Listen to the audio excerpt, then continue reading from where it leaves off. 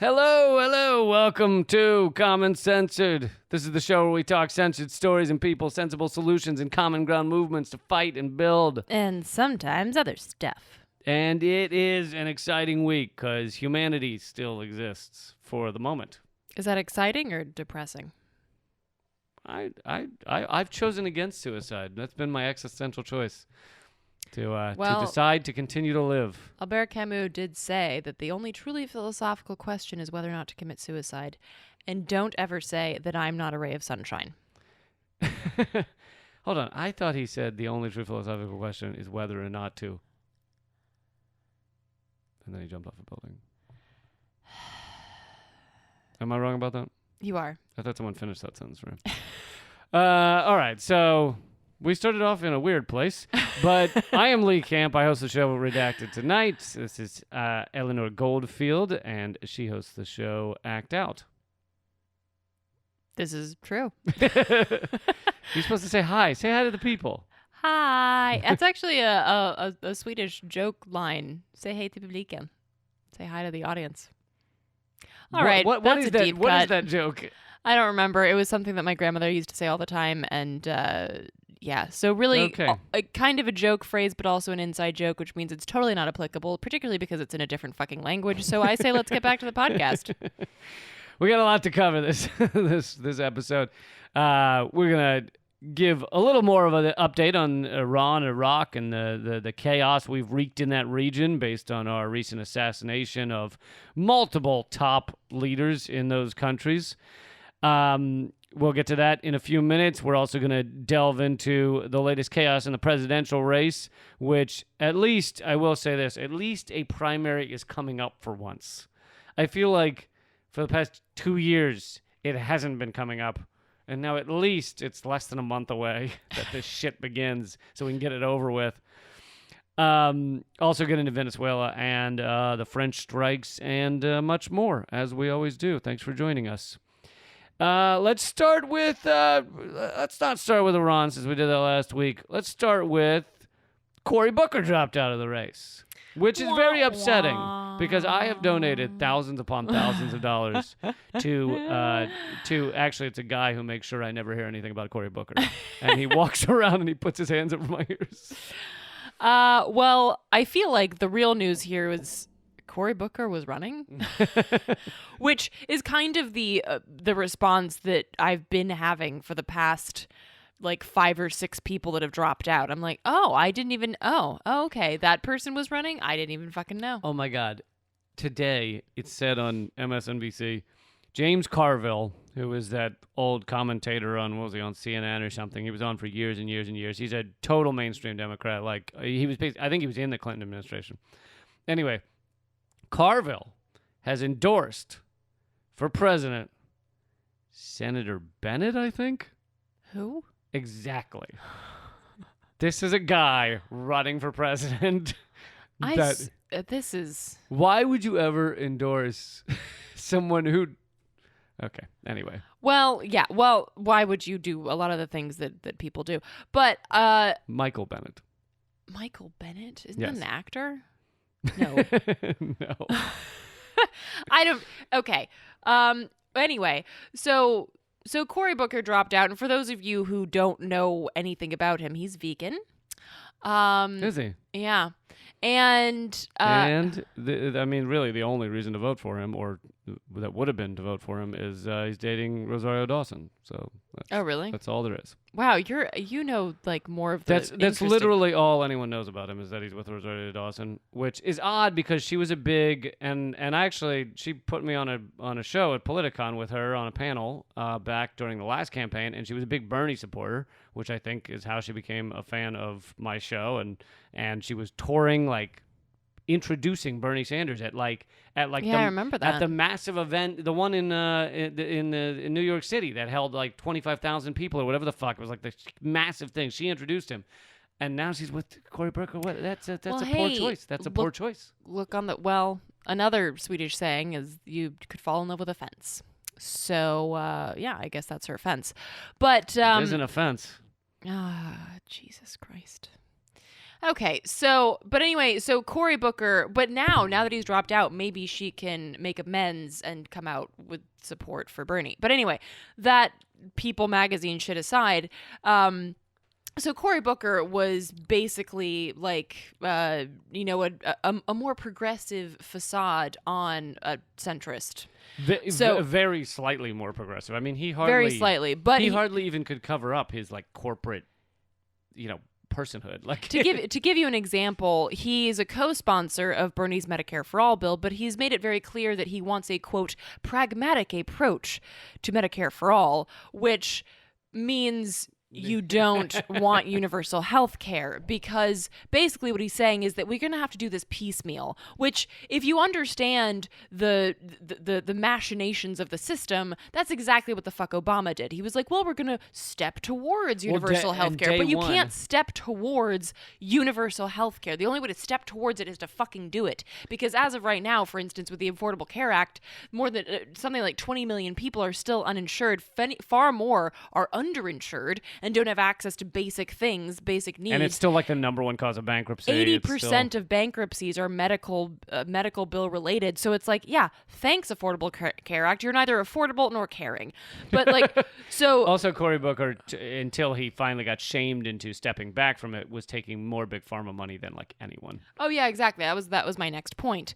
It was that he was most of his contributions came from big pharma, which of course, if you look at the Affordable Care Act, that's the other aspect. You want to make sure that big pharma and private insurance companies maintain their stranglehold on healthcare, while you get to put this shiny populist facade on it and say that this is progress, but it's really not. So that's kind of that's Cory Booker's MO. That was the MO of Kamala Harris. It's that idea of putting a progressive face on what basically amounts to a neoliberal protection of the status quo.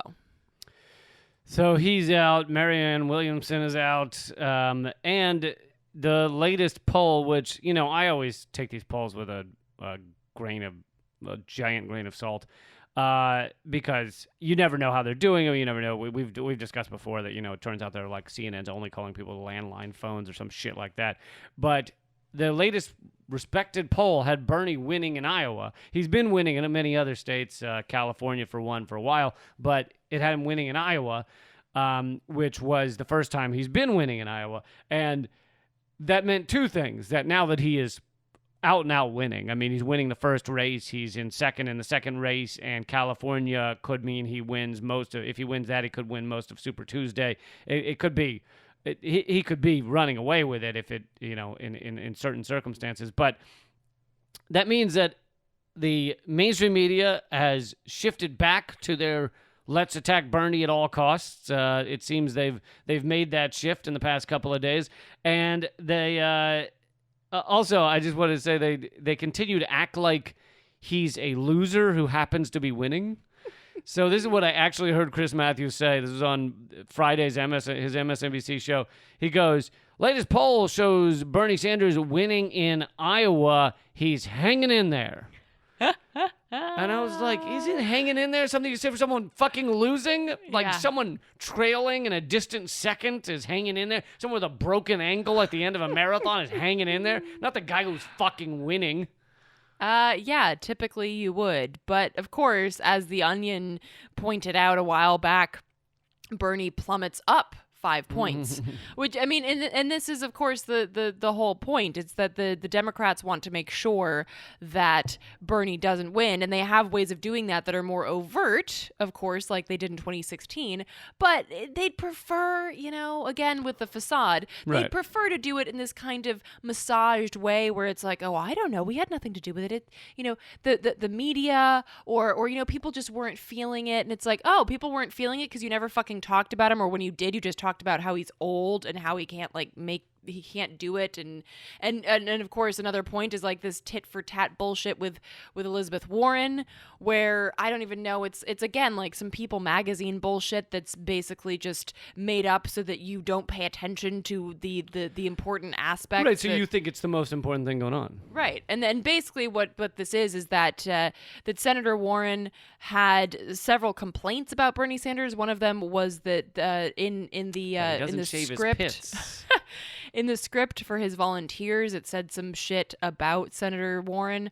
And also the fact that when they met in 2018, I believe it was, that he said to Warren, a woman can't win the presidency in this country, to which Sanders then responded to that claim by saying, why would I or he said basically like, I didn't say that. Of course a woman can win. Technically Hillary won by 3 million votes. So yeah, that's a stupid comment. Yeah, so it's apparently the Warren campaign has claimed this, and Bernie Sanders said it's completely not true. But the real point is that our mainstream media has now gone back into, they realize that, the brief window where they were willing to cover Bernie Sanders roughly, I don't know, equivalently to the other candidates, they are now done with that and back into full attack mode, because they need to make sure that someone who, actually stands for like health care and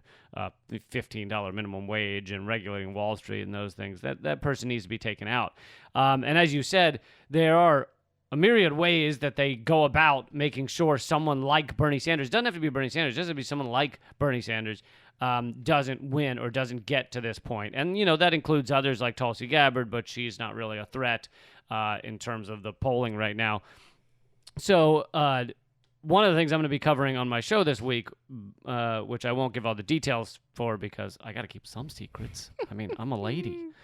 Is that California is preparing to rig their primary in the way that they kind of did it last time around. You are allowed to vote in the primary even if you're not a Democrat, even if you're an independent. But most people don't realize that you basically have to say a special code phrase to get the actual ballot with the presidents on there. Because most independents that walk up are given a ballot. If they say I'm independent or I have no party or preference or whatever, they're given a ballot without presidential candidates on it. Mm-hmm. And even if they say, wait, where are the presidential candidates? The poll workers are then instructed, at least this is the way it was back in 2016 and probably will be again, are instructed to respond, the independent ballot doesn't have presidential choice on there, presidential options on there. And most people take that and go, oh, shit, that means I can't vote for president. All right, and they walk and they vote for the rest of the things. The truth is, if they then respond to the poll worker, I would like a Democratic crossover ballot, they are then given a ballot with the presidential options. So basically, unless you say that code phrase, they will not give you the actual ballot. And they're not allowed to say, would you like a Democratic crossover ballot? Or they're instructed not to, at least, yeah. Right. And so, yeah, I'm gonna be covering some of these details on Redacted tonight this week. But it's this ongoing fucking sham created by the DNC to try and make this as difficult as possible for people that are not mainstream Democrats, that don't buy into the bullshit lies fed to us on our mainstream media. And it's done in a bunch of different ways. It's closing polling places. It's all kinds of shit to just make it difficult. Obviously, last time around, there were hundreds of thousands purged in New York alone, which came out in court. The DNC said they have a right to rig the primary, which also came out in court. So we're just seeing the beginning of this. I mean, it's going to get worse and worse, and you're going to have utter chaos. And, activists in California are recommending that people that are not in that you either, if you really want to vote for Bernie Sanders or even just someone outside of the mainstream, you should register as a Democrat, or if you're going to do the no party preference, that you do it early and make sure you get a crossover ballot, whatever the fuck that means. Land of the free. Sing some more. You're amazing. Yeah, that was my coup de grace right there.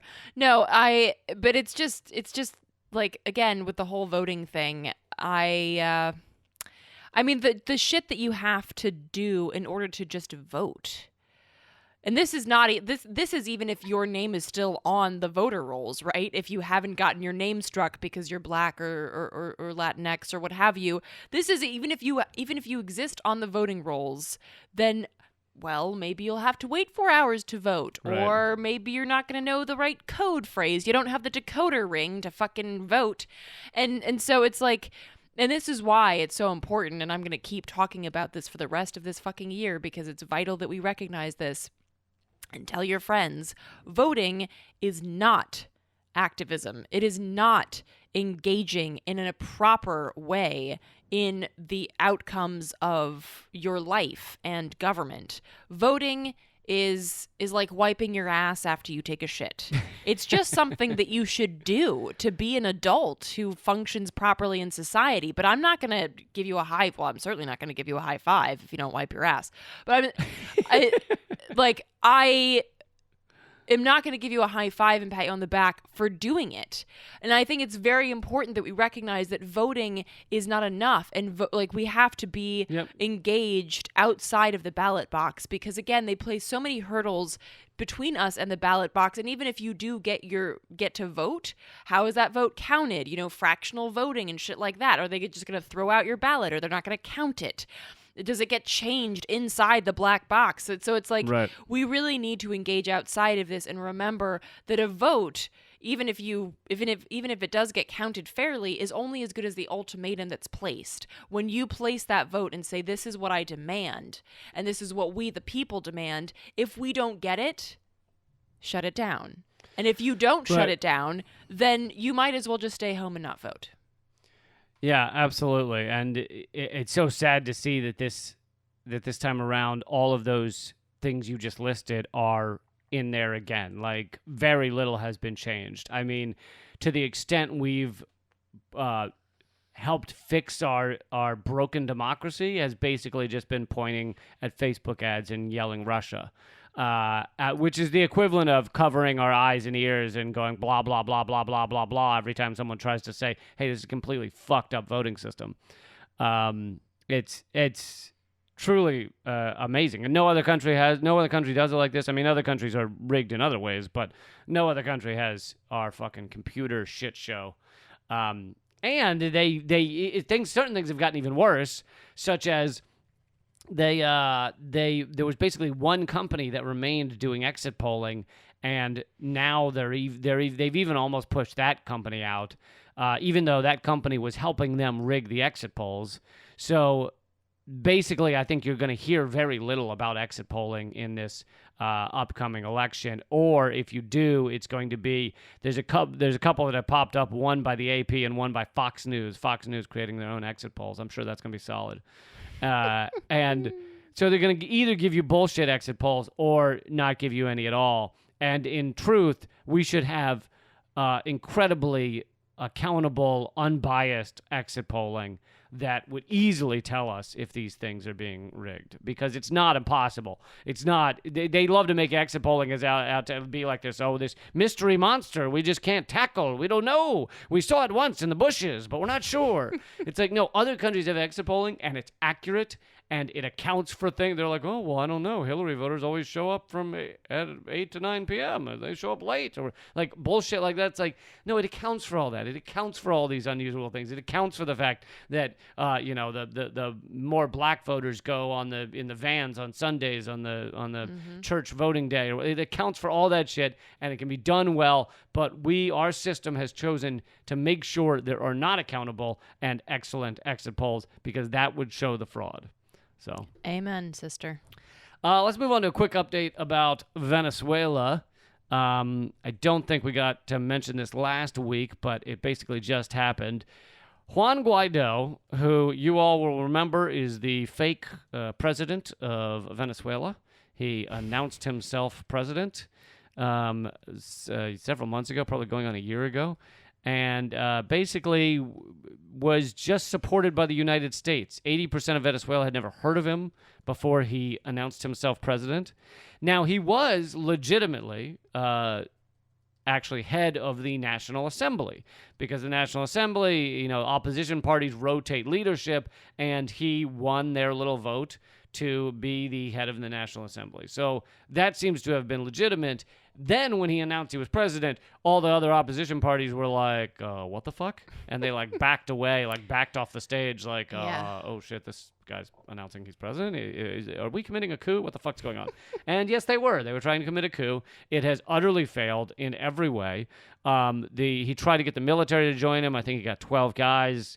And yet he has had the full weight and propaganda of the entire American country. The entire mainstream media has been trying to push this propaganda down our throats about how he's somehow the president. There was even a battle on Wikipedia as to whether he should be called president on Wikipedia, and the edits, because each edit is documented. I mean, Wikipedia is very strict about who can edit, how they can edit. It's documented. The edits went back 50 times, back and forth. One would change it back to him president, someone else would change it back to Maduro president, and eventually they settled on both of them saying president with parenthetical disputed, and which is still bullshit. Maduro is not disputed except by the United States. In international election, what is it called? Observers made it very clear that Venezuela's electoral system is good. Better than ours. Way better than ours. And again, if the opposition decided not to be part of the election, that doesn't make it illegitimate. That just means that you didn't want to play.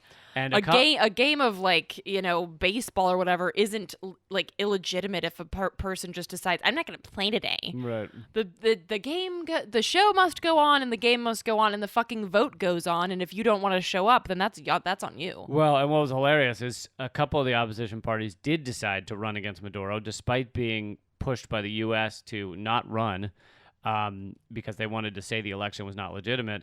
So those opposition parties did run, and they lost handily. So there actually was an election with opposition parties running. Anyway, that all brings us to last week when the National Assembly, I guess you're allowed to serve 2 terms as head of the National Assembly, had their new vote, and Guaido lost because several of the opposition parties jumped ship from supporting him, and a new opposition party is the president of the National Assembly. And this does not mean this opposition party is good people. These are still fucking shitheads who are hate gay people and things like that. So it's not that some socialist was put in. It's another shithead, but it's not. They all left the idea of Guaido and because the U.S. it's toxic. And the U.S. invading their country. There's plenty of the opposition that does not want a U.S. invasion. They may want to take over, but they don't want a U.S. invasion. So Guaido then staged this thing as if he couldn't get in, when in fact they had. You can see on video, they tell him he can come in. They just won't let in his 11-person entourage, which is some of them had been banned. So. That, just in and of itself, real quick, is pretty fucking amazing. This guy tried to stage a coup with the backing of the U.S. empire, and he's still allowed to walk around. Yeah. Can you imagine if somebody did that here with the backing of, Russia or China? They'd be in some black site, and you'd never hear from them again. I know. Could you imagine if somebody said, I have Russia on my side, and I'm at the front of the White House, and I am declaring myself president? So it'd be well, hold on. Actually, I'm going to get to the analogy in a second, so I want to save that. So let me just tell you real quick. So Guaido couldn't get in. He then staged something where he was trying to jump the fence, but it was bizarre because they had said he could walk in the front door. So he went around the side to act like he was jumping the fence. And photographers were at the ready. Oh, yeah, there was a whole line of photographers surrounding him. So then he decides he can't get in and stages like he can't go in, and then goes down to the pro-opposition newspaper headquarters and swears himself in to a new National Assembly that he's just created. So he's now the fake president and the fake National Assembly head of his fake National Assembly. And fake it till you make it, man. And Pompeo then tweeted, "We congratulate Juan Guaido on winning another term as head of the National Assembly." And what I said on Redacted tonight was, I was like, does Mike Pompeo think tweeting something false makes it true? Is that why he kept tweeting 9-inch dick?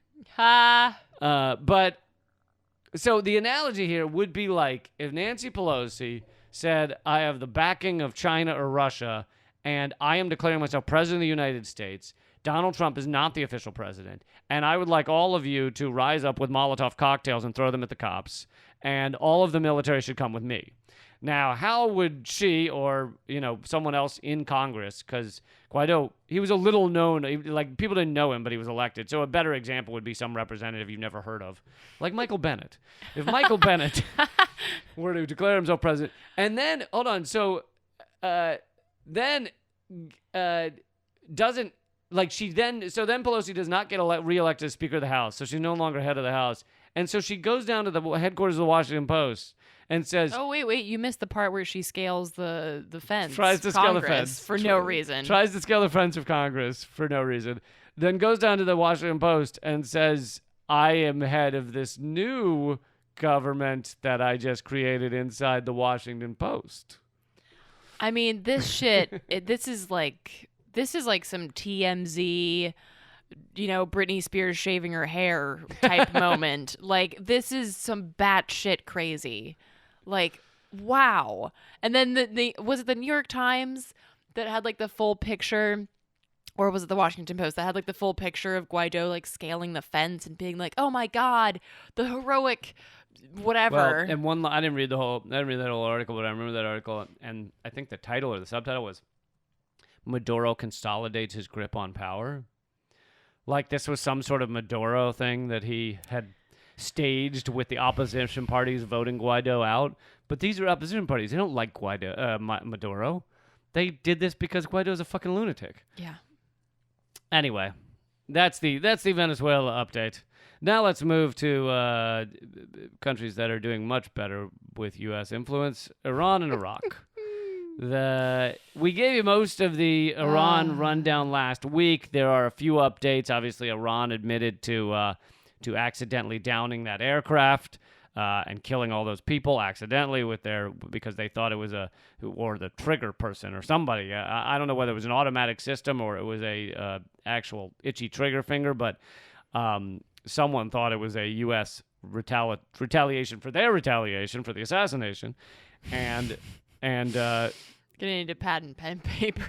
I know, and blew up that plane, and it's horrific. And of course, some blame goes to the person who fired the missile or okayed that, but I think a lot of blame goes to the fucking U.S. military and the Trump administration for deciding to begin what they knew an action that they knew, even if the assassination went flawlessly, and that's not an innocent civilian because this is a general of an army, they knew that it would result in innocent death. They were almost certain of it. I mean, for all Trump and them knew, it would result in hundreds of thousands of deaths if you ended up in some massive intractable war with Iran, with Iraq, Well, and that's the thing. It's like, this whole, wait, now I just lost my train of thought.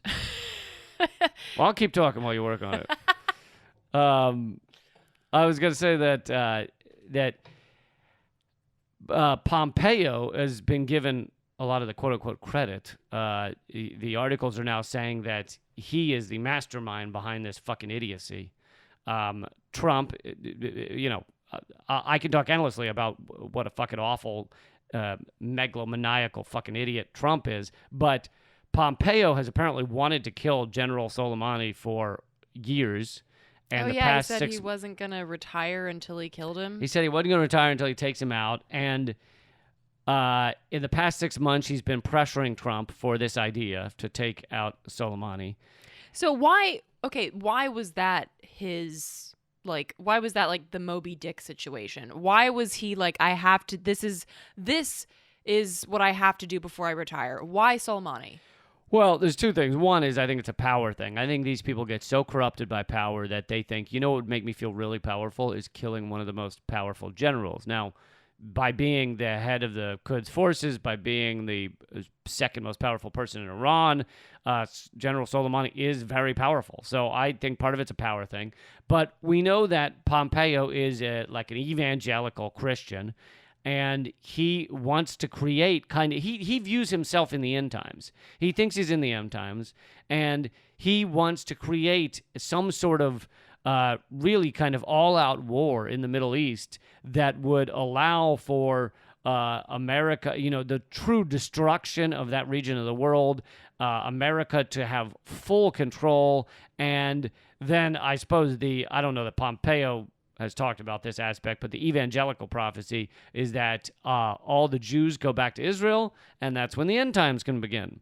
I feel like we need to do you ever see that episode of South Park where they're talking about Scientology, and then at the bottom of the screen the entire episode it just says, "No, really, they believe this"? I feel like that's what we need to have here, because no, really, they actually believe this. Yeah. Like, that's why you see a lot of like fucking extreme right-wing evangelicals supporting Israel. They don't like the Jews. They just need all of us to be in the same place so that when the apocalyptic bomb goes off or whatever the fuck, then we're all right there already. And then Jesus will come down and everybody has a party. Well, and you know what fits with this, which I hadn't really thought of until recently, is so Trump just recently announced that that Judaism is a nationality now. Mm-hmm. And therefore you can't talk shit about it. You can't talk shit about it. You can't be pro BDS on like a college campus and stuff like that. So, and it occurred to me when he said that he's provably wrong, but that people could now say, go back to your country. Oh, you're Jewish? Go back to your country.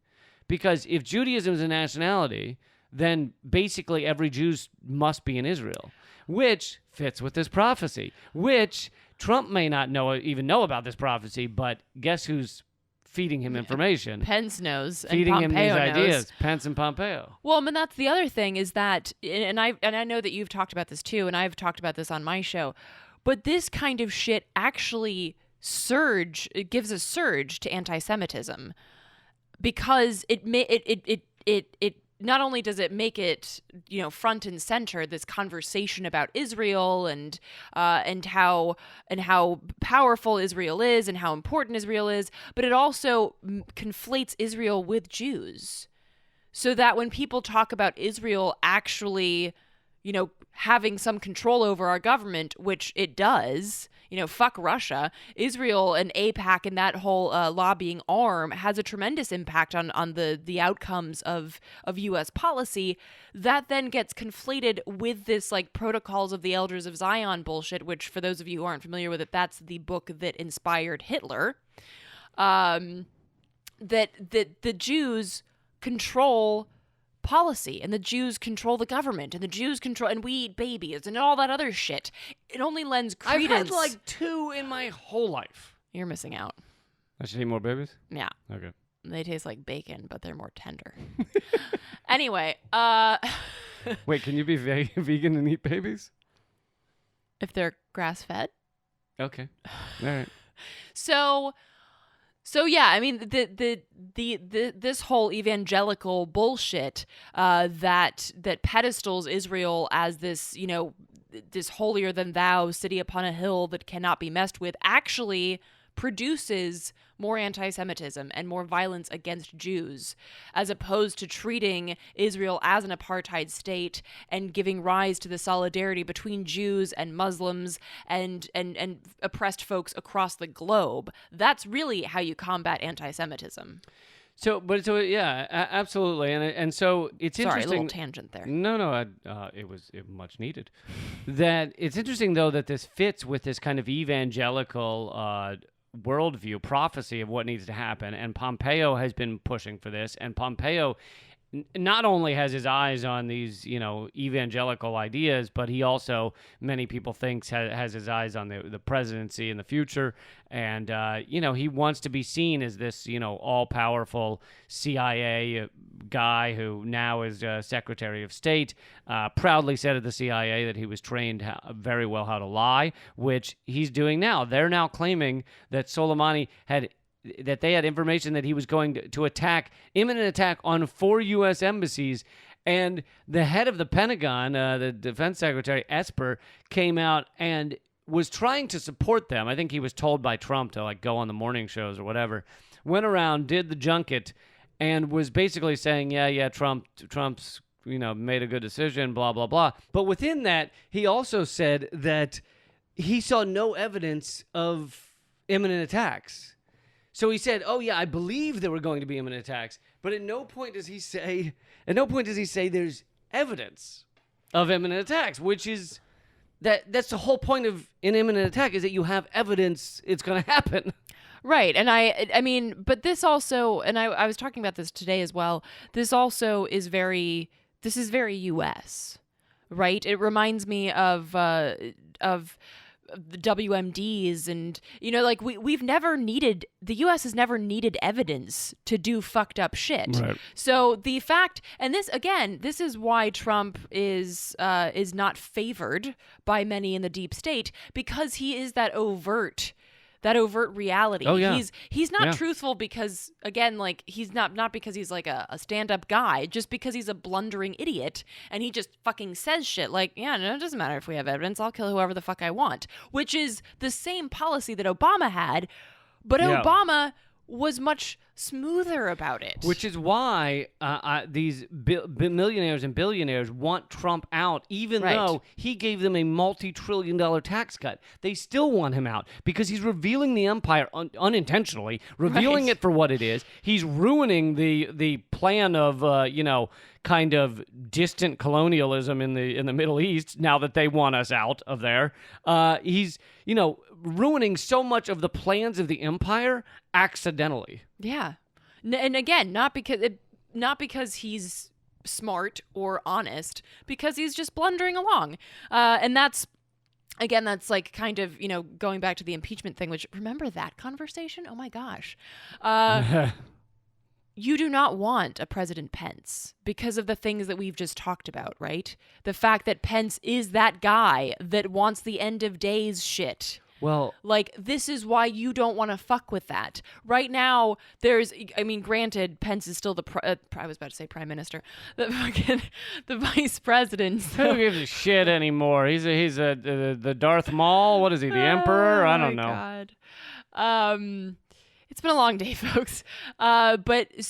So there are some reins on him at this point, but if he's in that seat of power, you don't want that, and you don't want the fallout that will come from the Republican voters seeing their guy lose, and therefore there's this surge of support, because what impeachment oftentimes does, like we saw with Clinton, is when that president is under attack, a lot of people rally behind him because they feel like he's getting picked on. So I know I'm another tangent here, but that's Well, and I can't remember who said it, but there was the quote of, without religion, anything is possible. And really, it's with religion, anything is possible. If you believe that God wants you to create a war that will kill millions in the Middle East, then by all means, let's get to work. The Lord is asking us to do it. Mm-hmm. So, yeah, I mean, you're absolutely right. And in that regard, Pence is far more of a horror show than Trump is, because the Lord is telling him to kill these people. Then he's doing right. He's doing a wonderful and moral thing. Trump, on the other hand, just doesn't think other humans exist. He's, it's all about him. Isn't that a quote that religion covers many sins? It may be. Anyway. I had thought it was a large carpet covers many sins, but well, maybe it was religion. Also, I mean, wrapping bodies in a carpet, that works. Exactly. I want to get to Iraq. We mentioned... Yeah, I was just about to say that. So basically, so you may recall, I think we mentioned this on this show, that the Iraqi parliament voted soon after... the U.S. assassinated not just Soleimani, but if you recall, there were several high-ranking Iraqi military personnel that were also killed in the attack. They just haven't gotten as much press because they weren't kind of like the heroes of the region in the same way that Soleimani was, but they were still very much beloved. So soon after that attack, the Iraqi parliament voted basically to say that we want the U.S. out of our fucking country, which is pretty surprising because we picked the Iraqi government. Right. The Iraqi prime minister, despite being kind of our puppet in the region came forward and said that he went ahead and wants to get the U.S. military out of the country, but also revealed that General Soleimani was in Iraq for a peace delegation to make peace between Iran and Saudi Arabia, and America did not want him to reveal that, and he went against them because he. Yeah, talk about a uniting factor that this attack has had. I mean, that you have people that don't agree with each other because if you'll recall, I mean, Iran and Iraq have been at war with each other, and you have people on both sides being like, yeah, maybe we don't like each other that much, but fuck the U.S., right? And Trump has managed to unite the entire region. I know, it's really fascinating, and he's done that with Korea too. It's pretty amazing. This sort of like reverse psychology. I forgot about Korea. The North and South have had a friendship blossom based on the fucking idiocy of this guy, because they're like, listen, we don't know what the fuck's going on over there. I mean, it makes sense if you were having like a barroom fight. A ballroom fight. Way more awesome. It does sound more interesting. Because what went wrong at that ceremony? But if you were having a barroom fight, two guys, punching each other, and then a third guy shows up, and he's got like a shoe on his head and like stuff coming out his nose, and he's got a knife, and it's got blood on the end, and he's waving it around, and his balls are hanging out of his pants, and all of a sudden he comes in, and he's like, blah! And then you talk him into leaving, and he walks out, and then those two guys are like, whew, that was rough. Let's grab Dodged a bullet. Let's grab a beer together. Like, Right. now they're friends. They've been through shit. They dealt with the guy with the balls hanging out, and they're buddies now. Yeah, no, exactly. It's pretty amazing what this blundering idiot has been able to do. But so the Iraqi parliament voted to tell the U.S. to go fuck itself, and the U.S.'s response was no. Like a petulant fucking kid that's been being told to go to bed. The State Department this past Friday made it very clear that the U.S. military will not be leaving and will stay, quote, indefinitely. And because we own it. Yeah. It's our country. Yeah. The State Department spokeswoman Morgan Ortagus said America is a force for good in the Middle East. Which I think that sound that just came from Lee was a demon that was agreeing. Can we cut that out? Nope, that's staying in. But yeah, so this is once again the U.S. proving that no, you can't ask us to leave this country. We own this country. We are this country. And so, I mean, it's not terribly surprising, but it's also interesting to see what will happen next in terms of, okay, so the U.S. has basically told Iraq, this parliament and this prime minister that we put together that even still wants us to get the fuck out of here, we're going to ignore that request, that demand for self-determination and autonomy. It'll be interesting to see what Iraq says to that and what the region says to that now that there seems to be more collaborative efforts going on. Well, and the other thing Trump has managed to do, I know we've joked a lot about uniting the region, but is really further endanger Americans in many countries. Oh, God, yes. And, not just the military, but just average Americans. We're far more hated. We're viewed with skepticism in a much larger way, and I think that people have talked about how not that it ever, I'm sure, was 100% safe to be an occupying force in Iraq, but whatever difficulty they were having being occupiers has now been up tenfold because you are now hated by everybody in the region as opposed to half the people in the region. It's pretty insane. Yeah. So let's move on to France for a minute, where at least the fucked upness there is, I don't think, our fault. I don't think we did it. I'm sure you could neoliberals, yes, right. But U.S., I don't think so. So basically, and I am not. I'm not an expert Now, on you're an this. expert on French Oh, God. pensions, I believe. I saw that on your resume when we hired you for the show. Wait, I'm hired? Where's my paycheck? Oh, wait, you hired me for this show. I forgot. Where's your paycheck? Where's my paycheck? Oh, my God.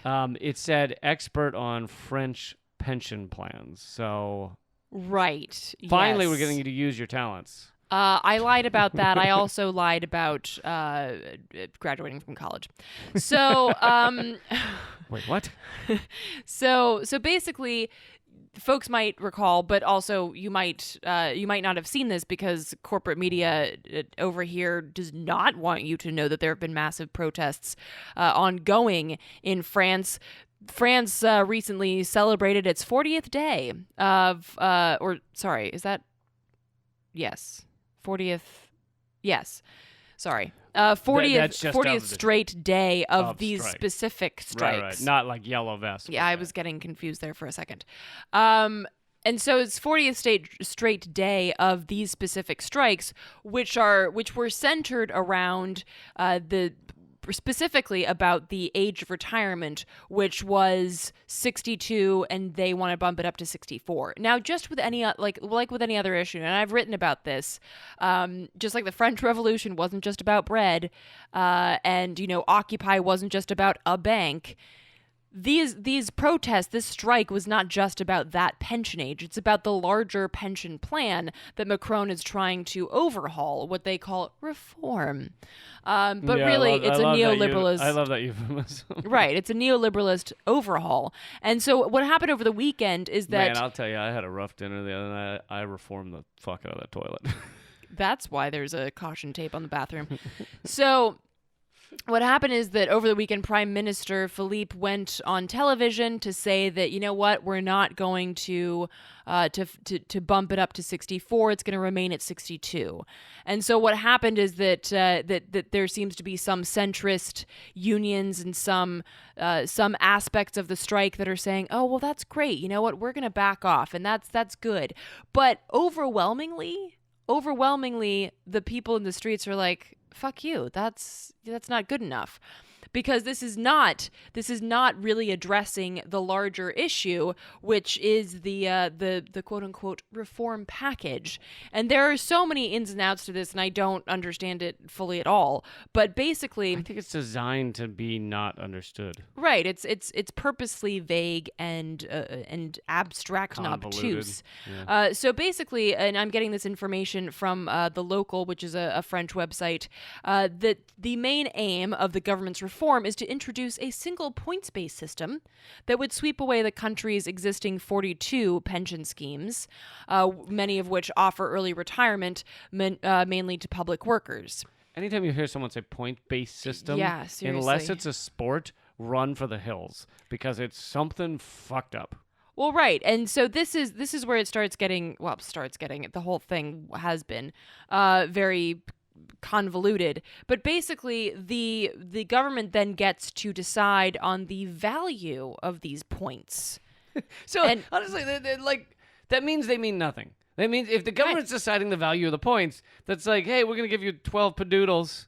And you're like, oh my God, I got 12 padoodles. What are these worth? Well, we'll tell you later when we feel like it. Right. So the point-based system, it says the value of a point could change. And that's really up to the government. But the government says that unions will be present to talk about what that value means. And it's like, but why the fuck do we have a point? I don't understand. I don't understand why there's a point system. And it basically says that the universal pension system will enter into force in 2022 for younger workers, and in 2025 for those born after 1975. And you would accrue points based on your salary, so that for each euro contributed, everyone gets the same pension rights. Just stop, because I think we've put all the listeners to sleep. But I've put myself to sleep. I don't even know what the fuck I'm saying anymore. No, I'm kidding, because I think it's designed to put people to sleep. It's designed to not be easily understood. Because here's the thing: is capitalism understands that it will get pushback from exploiting workers, exploiting average people more and more. They've been at this game for a long time. They know that. Now, there's different ways to deal with that. One is by force, but, it's become more and more unacceptable and more visible to beat the shit out of people for standing up for their rights and standing up for, the working class. It used to be you could beat the shit out of someone and there was no camera phones. So there was no video of it. All it was our word versus his word. Maybe he fell down a set of stairs. Who knows? So that's become less accessible or less useful to the ruling elite. So another thing they use is incredibly kind of unintelligible language and plans so that the protesters can't easily communicate what it is they're upset about, what they believe might happen, and it easily allows for debate where the other side can come forward and go, no, you're misunderstanding. That's not what it says. So I think making it convoluted was intentional. And then I don't know whether anyone could prove this. You'd have to have some sort of whistleblower or something. But the final step is that it's quite possible that Macron and his buddies put in the age change as put in the age change as something that they could throw out, knowing there would be strikes. And that they would say, oh, sorry, you won. We can't handle the strikes anymore. We'll keep the age what it is. Meanwhile, they're getting through all their quote-unquote reform outside of that one age change that they wanted to get through anyway. So to me, it's like you put something in there you're going to get rid of. I mean, Trump does this with his quote-unquote negotiating where he acts like he wants one thing and then really he just wanted the thing he ends up with. I mean, I don't know. Well, right, but this is negotiation. This is neoliberal negotiation, and this is another point that capitalism is malleable. We think of capitalism as this like steadfast, solid as a rock system, but it's very fluid. It's able to adapt to these situations. So in this situation, for instance, okay, now it's 64, 62, cool. Then we're gonna move shit around over here, and take some money from over here. The self-preservation mechanisms that these neoliberal policies have are pretty amazing, right? And they're specifically made so that people will go home, right? So then that people will think, oh, it's not 64, it's 62, the age of retirement. Great, we won. Let's go home. And then all of a sudden the streets are empty and they get through their fucking reforms. Like you mentioned, Lee, they get through what they actually wanted in the first place. So it's brilliant for them. However, I will say, and this is important because, this isn't really being reported on, that strikes are still ongoing. For instance, today, which is Monday, January 13th, a lot of the subways in Paris, for instance, were still not functioning. A lot of lawyers, for instance, in Lyon, France, were on strike still on Monday. So this is still going on. The fact that some of the more neoliberal unions are thinking of dropping off, or a few people didn't show up to the protests over the weekend after the announcement, doesn't mean that this shit is over. So many of the French people, and again, we should really get inspiration from them, so many of the French people can smell a rat, and they know this shit. They know these tactics. They've seen it before, and they know exactly what's going on, and they're not letting the pressure up. So I think that it's very important that we continue with our solidarity and also recognize that this is what's going on, both in terms of what Macron and Philippe are trying to do, but also what the people are doing and calling them out on it and saying, no, this isn't over. Scrap your whole fucking bullshit neoliberal reform policy. Get rid of, get your hands off of our fucking pensions, and let's go even further than that. Yeah, and to bring this back to America, there's a very important reason that our mainstream media doesn't want to show this much or often. This doesn't mean there's never been a New York Times article about the French protests. There are, but compare that to the amount they're covering, Ukraine Gate, or the amount they're covering even what's going on with the royal family this week. If they were to cover these massive protests, which they have been huge. They have cut off electricity. They have cut off rail service. And I read one article saying the workers of the electric company that were on strike were arranging it so that the power would still get to the poor homes, which I love, and not to the other homes. It's fucking awesome. And our mainstream media, which their job is to defend the empire at all costs and defend the exploitation of the corporate ruling class, does not want Americans to think about this as a possibility. Right. And Americans relate far more to a French worker than they do to like the average Arab person or the average Iraqi or whatever, because we're told to. We're told that the Middle East is some kind of foreign world, whereas white Europeans are somehow closer related to us or closer connected, or, we there's some similarities in Britain and Germany, or, there are allies in all these wars and stuff. So I think that our mainstream media does not want us to see a country we can relate to, a quote-unquote first world country, having these massive strikes and massive protests of people standing up and demanding better treatment from a neoliberal president who's very similar to an Obama.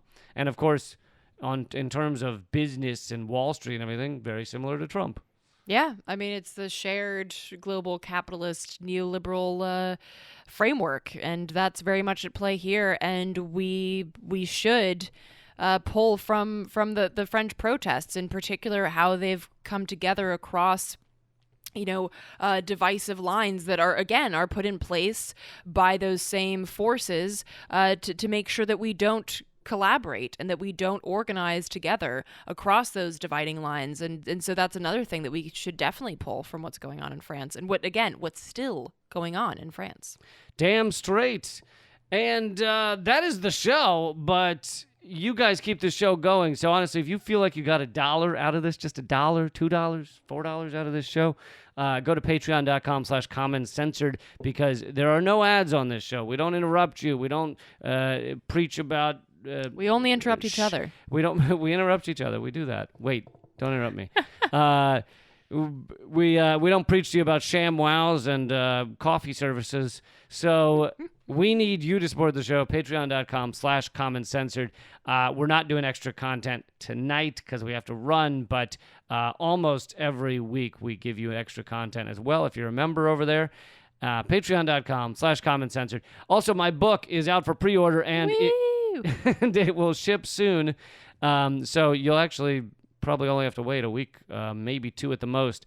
So that's at leecampbook.com. It's all of my Truth Dig columns, as well as extra content, intro by Jimmy Dore, forward by Chris Hedges. We have live shows coming up in Philadelphia. Eleanor will be opening the show. Also in Flagstaff, she'll be opening. I also have shows in Dallas, Austin, Montreal, Columbus, Toronto. RedactedTour.com is where you can get all the info. RedactedTour, TOUR.com. And you can also vote for your city to be added as well. Also Asheville, North Carolina. That's already on the schedule.